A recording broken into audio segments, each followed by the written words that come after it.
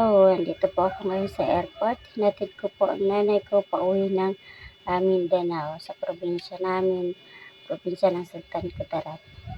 So, nagmamadali po ako dyan dahil babayad pa po ako sa cashier. Sumobra kasi yung bagahe niya.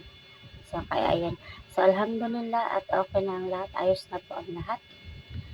Papasok na lang po siya sa waiting area. Hintay na lamang po niya ang kanyang flight.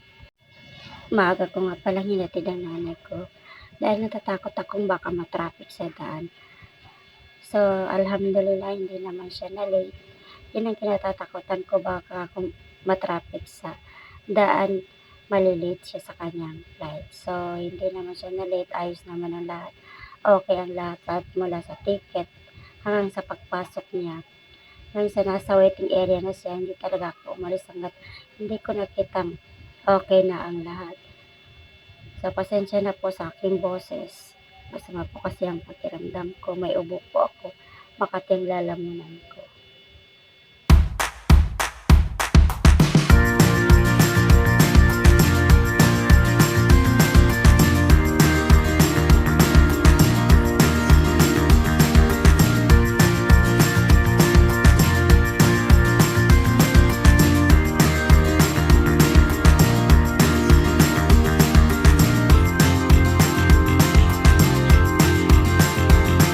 Alright guys, Advance Eid Mubarak sa ating lahat.